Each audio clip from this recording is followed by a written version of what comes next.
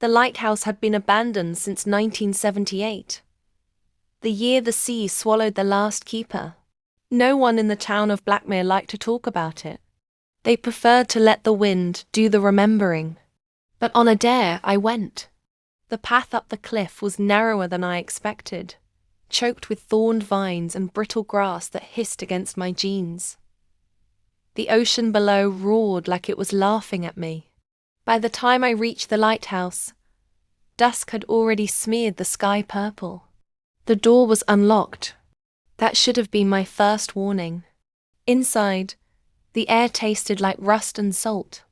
My flashlight beams sliced through floating dust, catching on the spiral staircase that corkscrewed up into darkness. The walls were damp, blistered with peeling paint.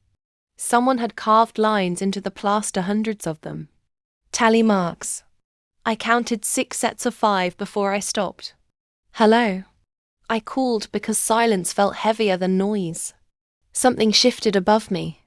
Not the creak of settling wood. Not the whistle of wind. A footstep. Slow. Deliberate. I told myself it was pigeons. Or loose metal. Or my imagination. Feeding on the stories the town had whispered since childhood. The last keeper, they said, had gone mad after weeks alone with the light and the fog. Claimed he'd seen something moving just beyond the beam every night. Something that circled closer each time the light turned.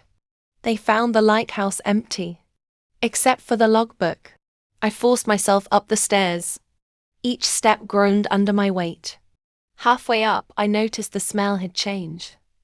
Less salt. More. Coppery. My flashlight flickered.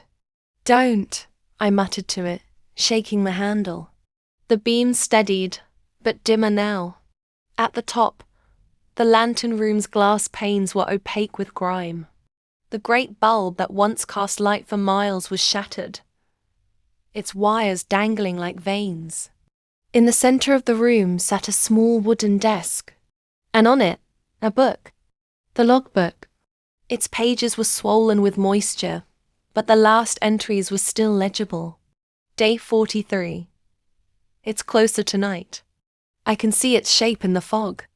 Too many joints. Day 44. It waits for the dark between rotations. Day 45. It knows I have to sleep eventually. My throat tightened. The next pages were ripped out. Behind me, the door to the stairwell creaked shut. I spun around. I know someone's there.